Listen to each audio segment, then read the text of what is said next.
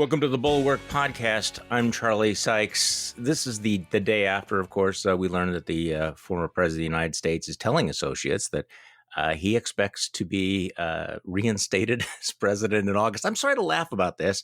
Look, I know a lot of you think that we should just ignore him. And I think, part of it is that a lot of the Democrats and progressives, you live in your own media universe and you assume that because Donald Trump is not on Twitter, he's not on social media, that he's invisible. But he is out there, and he is a big figure in the right-wing media ecosystem. And I'm seeing one report that Maggie Haberman was on CNN saying that Trump is in the business of or is going about trying to pressure right-wing media figures to begin amplifying the whole narrative that the election was stolen. So he's putting pressure on them. I'm not sure how much pressure you need to put on some of these folks. Meanwhile, apparently he is going to be making an appearance of some kind here in my home state of Wisconsin. We are so proud. The Mike Lindell rally that he's holding coming up in a couple of weeks. Apparently, he's going to make a live appearance via what they're calling a jumbotron, probably a 50-inch television or something. But it is kind of interesting where the president now spends his time with the My Pillow guy, Sheriff David Clark, Dinesh D'Souza, and all of and all of that. Meanwhile, we haven't heard from woke Joe Walsh in a while. Many of you remember him as a former congressman, very much a conservative firebrand who was a longtime conservative talk show host and stuck with it. Maybe the only outspokenly anti-Trump conservative radio host, because there's just basically no business model. And in the last week, he lost that job as well, which I think was in some ways predictable. But here's Joe Walsh. I think this is an appearance that he made on CNN. And of course, as usual with Joe, he's not mincing any words about his former political party. You're painting this picture that if you want to be in conservative media today, you can't be honest, but instead you have to, as you put it, kiss Trump's feet all day. Do you believe your party is moving toward fascism? Oh, Pam, it's there. I'm a lifelong Republican. I left the party a year ago because it has become an authoritarian embracing cult. It is fascist. I mean, my God, look where we are right now, Pam. Just this past week, the Republicans decided they did not want to investigate an attack on our government a few months ago. Why? Because that would have angered their cult leader.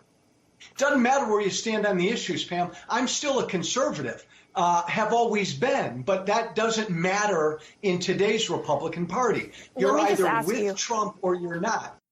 Yeah, I think that's pretty self-evident.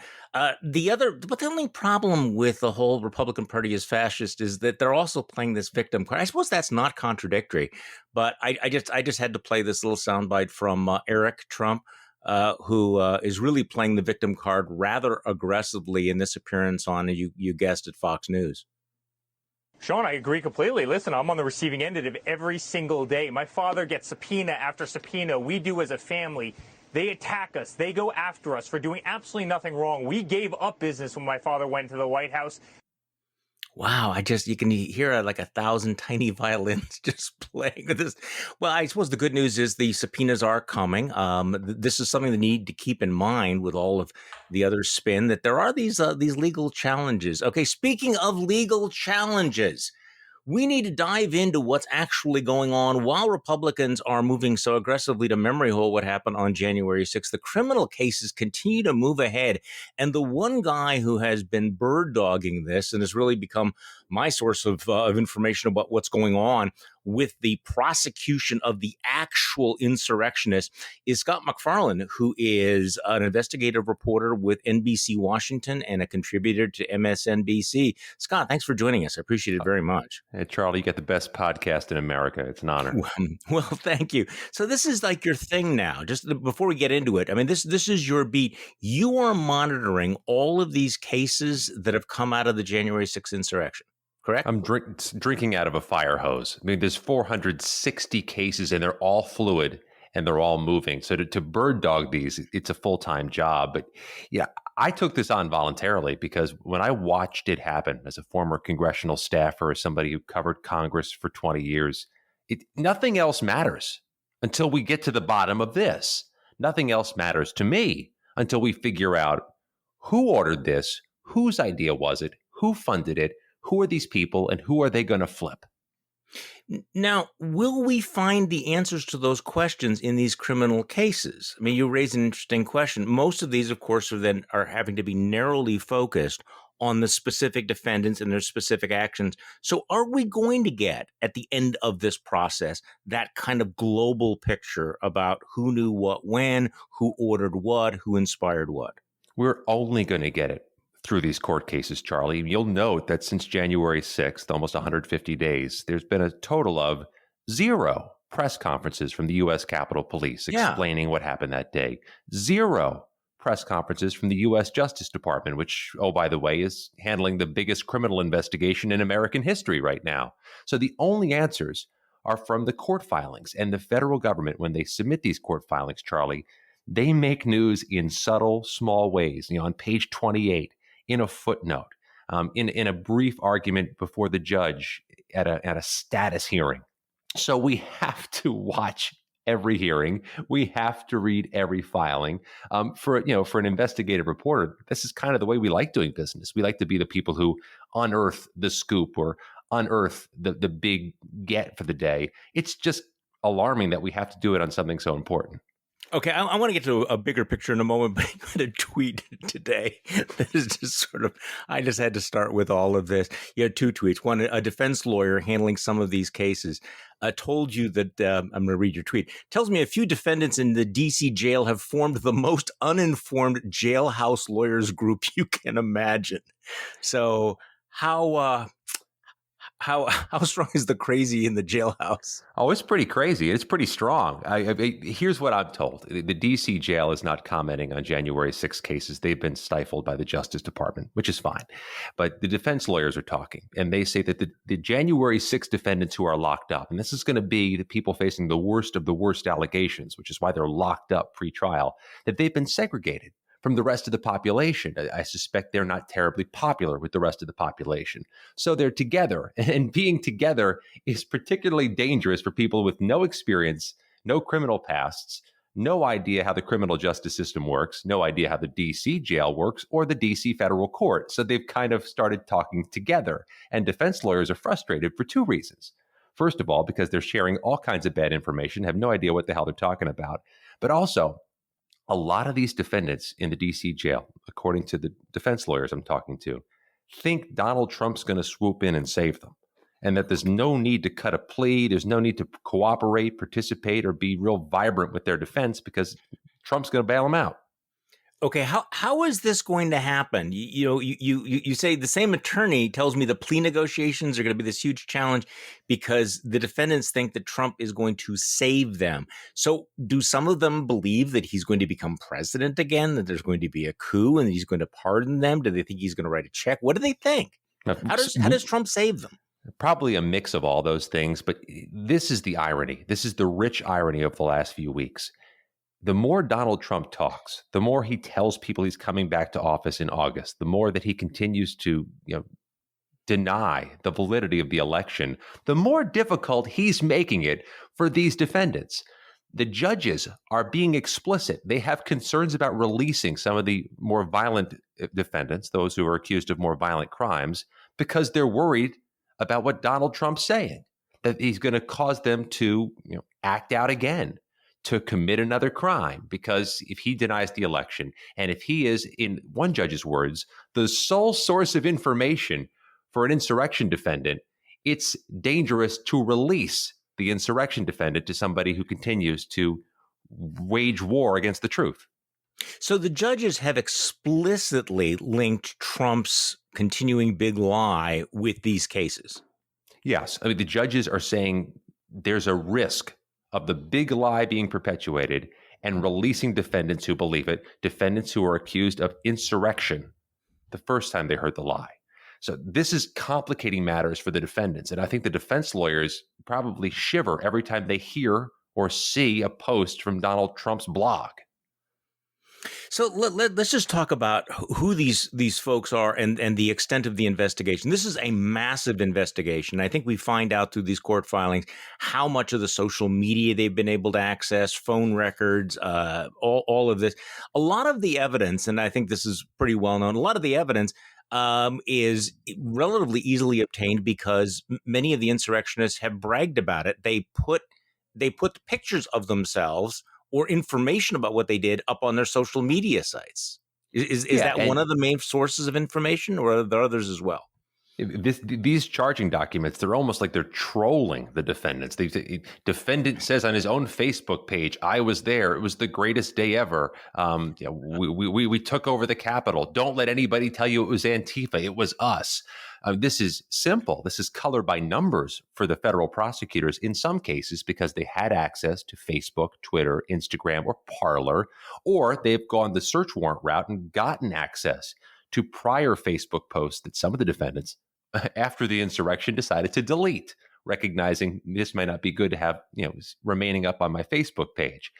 I'll note, of all these cases, the ones we're watching most closely are the ones of the Oath Keepers, as the far-right group that is alleged to have conspired on the 6th, and Charlie conspired ahead of the 6th, brought military gear, had encrypted communications, used a military stack formation to breach the Capitol doors and breach the police line. The Oath Keepers are alleged to have known to, according to the prosecutors, encrypt their communication so as not to get caught. But I'll see yesterday, the feds handed down a new indictment against some of the Oath Keepers, charging them with yet another crime, with deleting their Facebook posts, their Facebook profiles, their phone videos, and their phone images. That's a federal crime, and that's another charge they're facing. Now, you've also reported, though, that you think the plea deals are coming for the Oath Keepers because the case is just too large. There's too many of them. Talk to me about what is likely to happen, because they are among the most dangerous of the actors, among a lot of dangerous actors here. But the Oath Keepers do seem to stand out, and you just described some of those documents in which they really did sound they were quite serious about, and they used terms like insurrection and bloody civil war, et cetera. So talk to me about plea deals and what the prospects are. Yeah, this is the case to watch. The Oath Keepers are the heart of the action right now. There are 16 Oath Keeper defendants, all in the same case, all accused of being part of that coordinated conspiracy effort to prepare not just for the 6th, but to have armed, quick reaction forces staged in Virginia where the gun laws are looser, putting firearms in a hotel room in Ballston, Virginia, in case Donald Trump invoked the Insurrection Act. They'd have an armed second wave. This was some next level coordinated planning, the feds are alleging. The Oath Keepers also have links to Roger Stone. Some of the Oath Keepers charged were reportedly or allegedly, private security for Roger Stone at one point in their lives, or one point recently in their lives. The Oath Keepers face the most serious charges, and the Oath Keeper are the only people who have secured a signed plea deal so far. 460 defendants, only one person has signed the paperwork to plead guilty, an accused Oath Keeper named John Schaefer of Indiana. He's been given, by the way, witness protection, and he's been required to provide full cooperation for his plea deal. And during a hearing yesterday for the other 16 defendants, the prosecutors openly said they expect to hand over plea offers in the next month or two. They're not saying that in other cases, so you got to read the tea leaves here. The feds have made the Oath Keepers their priority, in part, I would think, because they face the most serious charges, but also when you secure a plea deal with a federal defendant, your goal as a prosecutor is to get them to flip. Who can they give us? What can they give us? The Oath Keepers, I think, what the prosecutors think can give them something of value. You mentioned the stacking of the stocking up of the guns in a place where the gun laws were looser. Our colleague Amanda Carpenter has been reading through your stuff, and she says one thing that stands out about reading all the messages from the Oath Keeper folks is how they kept cautioning each other not to bring guns to D.C. that day because of the D.C. gun laws. And you have to ask yourself, what would have happened if they all did? First of all, number one, proving that the gun laws actually worked in D.C., because, I mean, how often are we told that only criminals follow the law? But obviously, I do keep thinking about how close this came to be really horrific. Remember the story of that officer Fanone?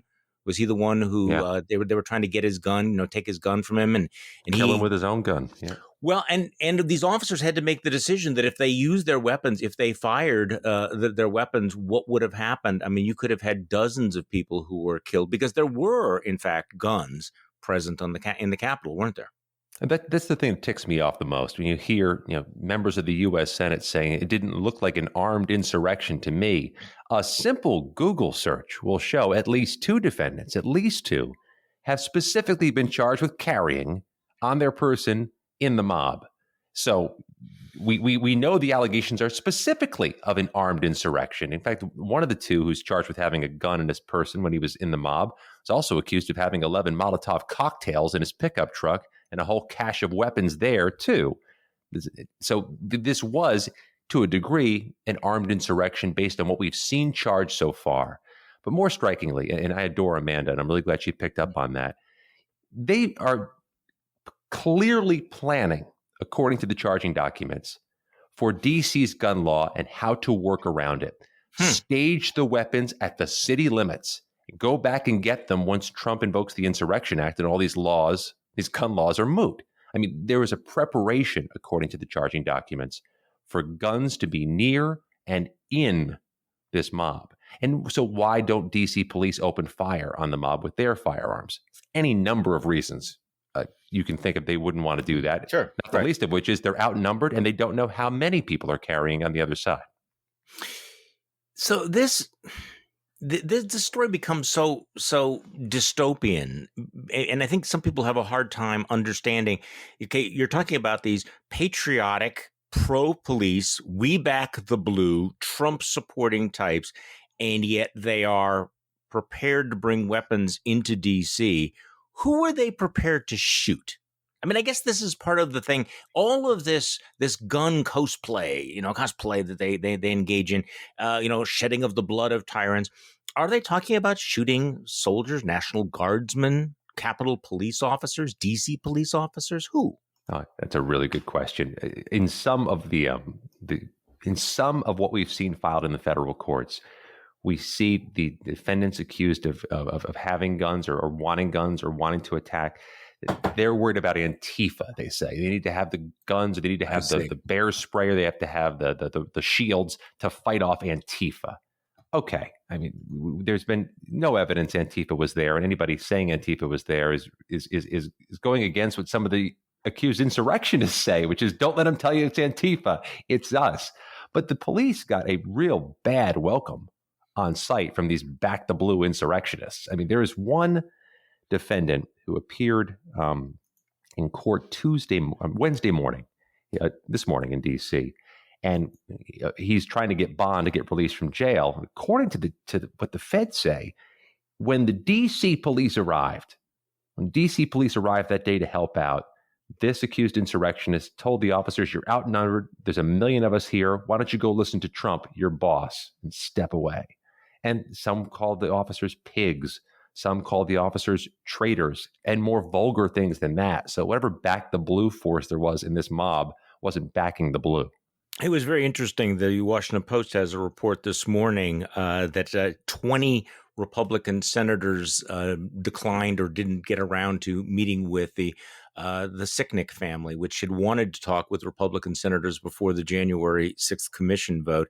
They had scheduling problems. They had to get their hair done or something. But interesting that a party that is backing the blue just couldn't make time to talk with a family of a dead police officer from January 6th. Speaking of these defendants, you had an interesting item that a lot of these defendants are really rolling, are raking in big bucks, that they're actually leveraging their role to raise money for themselves. And this is part of they are the victims that somehow, and we're even seeing this on, people like, Tucker Carlson on Fox News, they're mainstreaming this idea that somehow, that they are being oppressed or that they're being harassed or persecuted. So talk to me a little bit about the fundraising by some of the insurrectionists. This probably shouldn't come as a surprise to us, but they're raking in insane gobs of money for their legal defenses from people all across the country. I got a heads up on this from a partner of mine who's a newspaper man in Alabama, down in Arab, Alabama. He says, the guy from Arab, Alabama who's charged with the Oath Keepers, he's got a legal defense fund on one of those websites. It's already got nearly $250,000 raised, and it's not from people who put their name on it. It's from anonymous donors. His wife set up one of those, raise money for my husband websites, and it's just a torrent of money. But more interesting to me is a different guy from Alabama named Richard Barnett. This is the guy you'll recall, Charlie, who had his feet up on the desk and left a vulgar note for Nancy Pelosi and took some mail, according to the prosecutors. He has his own website, and his attorney was doing the rounds trying to get awareness for the website. And he did an interview on Newsmax. And after the interview with the website, I went to look at it, and it's quite something. Barnett gives his whole biography of how, telling us how great a man he is, what a family man he is, how he unfortunately and inexplicably lost his job after his arrest for the insurrection. But here's what I saw that really caught my eye. He's willing to sell autographed photos of himself with his feet on the desk for $100. You donate $100 to his legal fund, you get an autographed photo of him with his feet on the desk in Pelosi's office. This is what it's come to. And I'm not sure he's allowed to sell a professional photo with his signature on it, but I know there are buyers out there. You just have to know. Oh, absolutely. I mean, and the perfect gift for, somebody who has everything. If you have a MAGA friend, I mean, imagine Father's Day is coming. Exactly. Father's Day is coming. So how many of these defendants are using I've seen scattered reports, are using the Trump made me do it. Trump told me to do it. This seems to come up a lot, doesn't it? Yeah, the defense lawyers are doing that too. In fact, there was a case of a man, I believe he's from New Mexico, who's started to mount his defense, but his lawyer took a different approach and told the judge during one of the initial hearings in the case, before it was time to say such things, that my client was suffering from foxitis, that he was never a political guy, never liked Fox News, but moved in with some people, and all of a sudden now he's into Fox, and he just was fed some bad information. And we'll see where that goes. I mean, I'm sorry, he's from Delaware. I just checked my notes. Anthony Antonio suffers foxitis and has too much Trump in his brain, based on what his defense lawyers told the court. Yeah, you're going to hear more of that this was somebody following, a president's guide to that the election was rigged, the election was fraudulent. We'll see where that heads.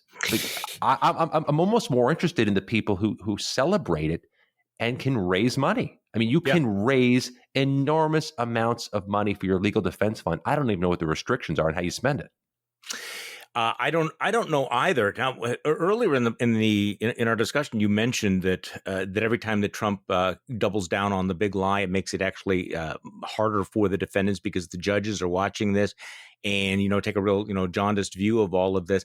Our producer Jim Swift is standing by, and there's a breaking news story which maybe you can explain to me, Jim. That former President Trump's blog, this web page that he'd been sharing statements after he'd been banned from Facebook and Twitter, this is the From the Desk of Donald J. Trump blog. It's been scrubbed from the website and won't be returning. Yeah. What's that about? Do you know why? It lasted, as somebody said, almost a couple Scaramucci's. But Trump aide, serial philanderer, and all-around bad man Jason Miller said that the defunct blog that has been scrubbed from the webpage, quote, was auxiliary to the broader efforts we have and are working on. And don't get this confused with the social media thing that the NRCC and the NRSC have been texting MAGA supporters for months and months about. Don't get those two things confused. The blog is not the social media network. As Kimberly Guilfoyle would say, the best is yet to come. Okay, that's just weird. Hey, thanks, Jim. I mean, that sort of popped up there, and it's hard to keep track of what the president is saying. Maybe the fact that he wasn't limited to 280 characters was too stressful. Okay, so Scott, doubling back on the cops and backing the blue, and the lack of press conferences. 10 Capitol police officers are still off the job with injuries from this, aren't they? Is that what we've learned from these filings? 10? That's our latest reporting. That's from multiple sources inside the police department who told me that we're at 10 right now. The injuries were serious. I mean, the trauma is one thing, but the physical injuries will keep these officers off the job perhaps for quite a while. I just think it's reprehensible that when we have a moment this significant in American history, that we don't get a press conference and questions answered from the police department or the Justice Department. Don't get it. Okay, I don't get it either. And let's just put this in context, that every time that there is a major incident, a shooting of any kind, there's usually a press briefing that day and multiple days as long as it is in the news. And we have all of these injuries, and I can't recall any briefing whatsoever. So why? What's going on? I'm just not sure. I don't get it. Part of it is the lack of transparency in Congress. I mean, Congress, as you know, was wise enough or crafty enough to exempt themselves from their own Freedom of Information Act law that when they passed it. That's true for Congress and for their police department. They don't have to answer reporter questions. They don't have to provide public records or Freedom of Information Act requests. They can muzzle themselves, and they're not breaking any laws. Our local police departments can't do that. I mean, if you want to get a police report, go down to the police station, you can get one. You want the police to give you some records, send them an email, send them a letter. They have to do it. Capitol Police don't. And I think they're leaning on that to not have to answer hard questions about, well, what did you all do wrong in advance of January 6th? What did you all do right? They don't want to give out secrets. They don't want to give out, acknowledge failures. So they don't answer any questions. And so that leaves it to us to try to piece together a puzzle that should be put together for us by the people who are in charge. Well, why would Chuck Schumer and Nancy Pelosi, who run Congress, not say, hey, we run Congress, we want you to be more transparent? I mean, so at some point, is this a decision that they have made or acquiesced in? Subtly, that's happening.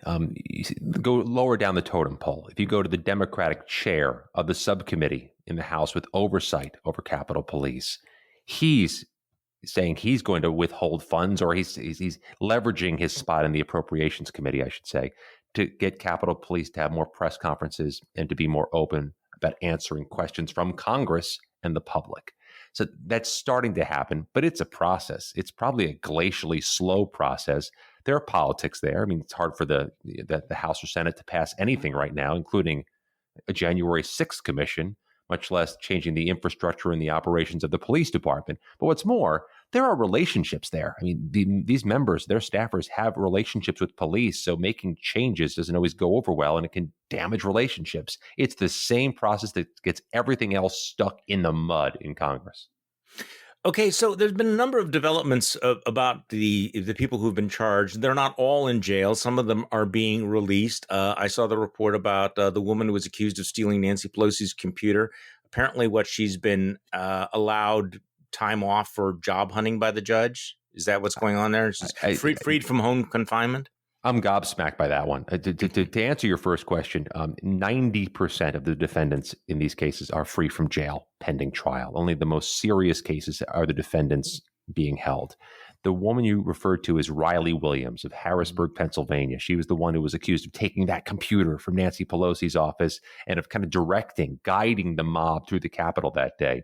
She was released on home confinement, but she's apparently getting a little restless in home confinement because she asked the court for permission to leave the house from 7 a.m. to 8 p.m. every day to go look for employment. She complained about her phone bill and her car bill and wants to get a job. The court didn't give her that. They said you can leave the house for a few hours on Thursdays and Fridays to go find a job.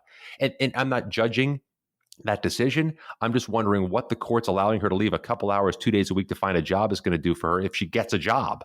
she would presumably have to leave more often than that. So everybody's fighting pretrial detention, and that's what's bulking up all these court cases.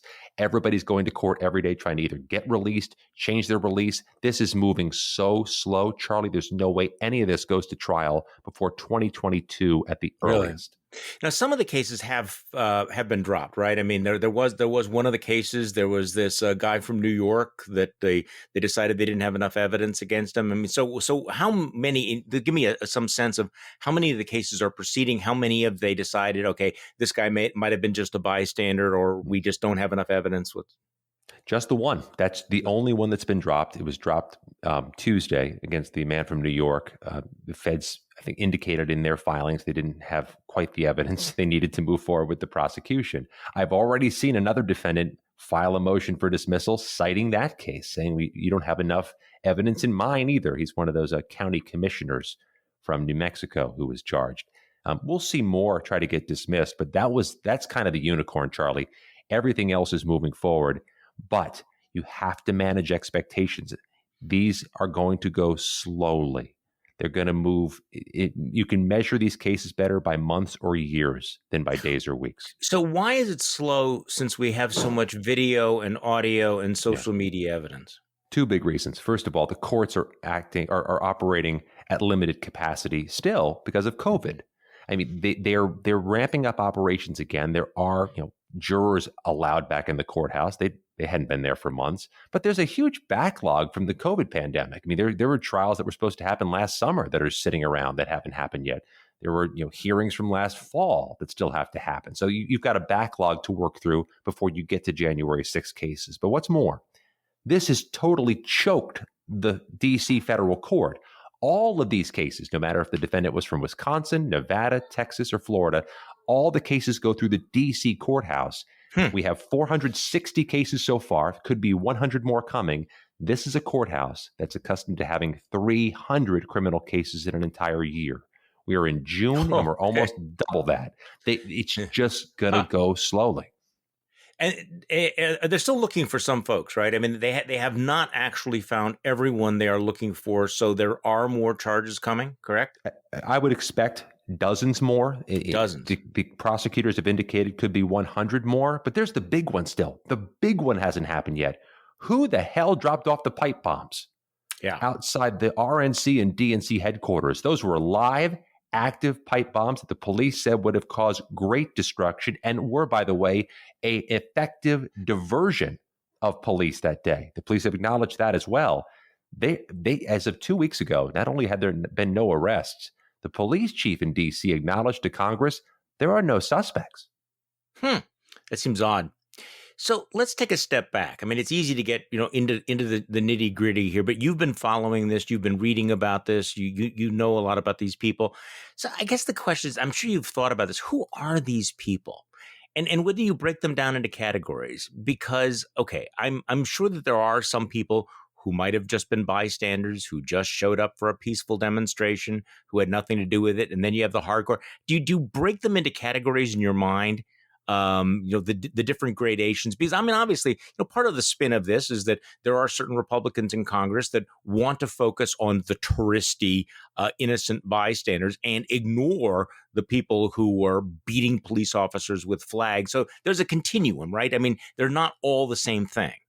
Yeah, and I think that's even true for the people who went into the Capitol that day, those who unlawfully entered the Capitol. There were some who were physically destructive. There were some just milling about, taking pictures. There were some who were accused of assaulting police. So the people being held pre-trial, and they could be in pre-trial detention for months or a year before having their day in court, they're the ones who tend to have been accused of more violent behavior against other people.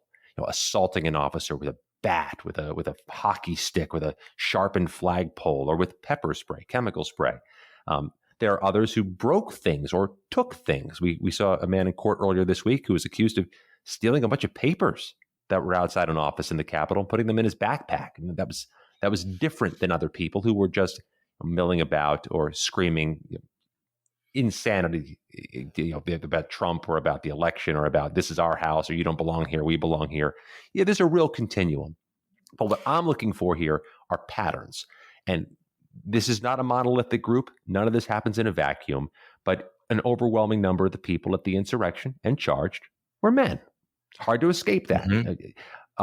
Many of them were from certain clusters in certain states. Pennsylvania has a lot of defendants. So does New York. That's close to D.C. Not a big surprise. Texas, Florida, a lot of defendants. Very populated states, very mobilized. But what's most striking is how many people have military ties. Dozens and dozens with some form of military experience, some, at least one, an active duty U.S. Marine Corps commissioned officer from Quantico, Virginia. The military ties are troubling for a lot of reasons, Charlie. I mean, you want our military to be loyal to country and loyal to the law, but also military comes with training. And we saw some of these groups seem to have a lot of training, a lot of understanding as to how to equip yourself, how to follow this law, but also be equipped to cause harm. Just a lot of people ready for the moment in military training can provide that. So the subtext, a lot of this is not just a discrete incident that occurred in the past, but it's ongoing. What is your sense of the threat of domestic violence from many of these nationalist groups like the Proud Boys or the Oath Keepers? In the wake of January 6th, are they chagrined? Are they emboldened? Going forward, how great is the threat? What scared the hell out of me is what Jamie Raskin, the congressman from Maryland, said at one of the hearings a few weeks ago. He says, historically, the best indication, or the most accurate indication of there's going to be a coup is a recent failed coup. That's historically how the pattern goes. You have a failed coup. It's almost the antecedent to another coup. What I note, going back to those Oath Keepers, in some of the many, many court filings in their cases that we've read through, some of them are accused of having what they call a bug out plan. If things go south, here's where we go and here's what we do. In fact, one of them is accused of having a plan to hide out in the mountains of Kentucky with survivalist gear in the mountains of Kentucky because she believed it would be drone proof, that the federal government couldn't come find them. So if they're creating bug out plans, those are things you have as a group for multiple attempts against your government. You don't do that for a one-time plan. You do that because you're planning on a continuum to go against your government. In retrospect, the story about the militia groups that were targeting the Michigan governor seems to be an undercovered story or an underappreciated story that you had what was it, 10 of them who were talking about kidnapping Governor Gretchen Whitmer, possibly killing her. And that should have been like a warning that this is out there and that it is organized, that we're not dealing with just a couple of lone wolf gunmen or some people with psychological issues, that this is brewing out there. And yet there seems to be a real reluctance to understand, guys, this is not going away. This might have been a rehearsal for what's coming, because everything that led up to that seems to have intensified in the days and weeks afterwards. And with the exception of law enforcement and the courts, there certainly hasn't been a political or media pushback against those attitudes. Seems like a real warning sign to me. It felt like things went to the next level when we heard about the plot against Gretchen Whitmer. Yeah. It's no secret for those of us who cover the federal court system closely that there's been an increase, a pretty steady increase in the last few years of cases involving threats against public officials, be it a verbal threat, a social media threat, somebody shows up at the door of the office, says something that's improper. We see that. That tends to be a singular person and a singular event making a singular threat. It's the coordination that really does bring it to the next level, like you just described in Michigan, like we saw with some of these clusters of groups January 6th.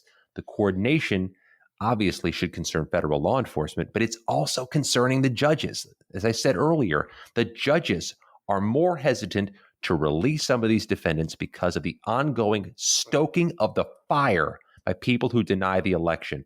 That event in Wisconsin on June 12th is not going to help anybody who wants to get released from jail, who's charged with the January 6th insurrection, because there's a concern not just about the continued denialism of the election, but the fact that some of what happened January 6th was coordinated. It was groups moving in concert. I mean, there are people who are cynically manipulating the lie, who know that they're lying to raise money or whatever. But as you've pointed out, a lot of these people believe this, and that every time you have an event like the one in Wisconsin, more people will believe that somehow their country is at risk. And many of them are quite sincere, maybe deluded, but quite sincere in believing that that they are facing an existential threat to American democracy. And I guess I ask people to think, if you actually believe that, what would you be prepared to do? I mean, that is the predicate for violence, and violence becomes I won't say use the word reasonable, but certainly an understandable reaction if you think this is taking place, and that's going to be stoked by events like what's going to happen later this month here in Wisconsin. Yeah, I think it's broadly believed, and the reason why we all seem to underestimate how many people believe the big lie is because the people who believe it tend not to engage with mainstream media. You can't put on the nightly news at night and hear a lot of those voices because they don't want to talk to us.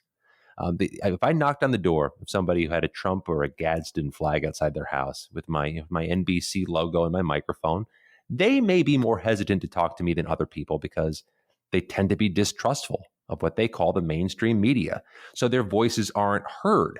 I think this is something Trump capitalized in 2020, is he sensed and knew there were a lot of people in his camp who we just didn't hear from often. That scares me. There are people who truly believe that there's a fake president, or that the election was truly schemed and rigged, and I don't know who they are or where they are. So this raises the question. You spend your time immersed in these court cases, knowing what these people did, with the language they used, the conduct they engaged in. You've seen the videos, the still pictures, everything.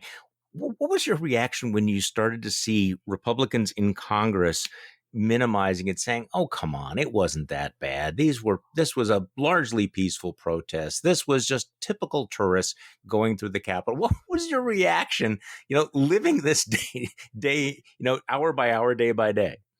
I wonder if they just can't Google something. You Google search this, you can see some of the more, serious or more sobering, allegations just by getting on your browser for a minute.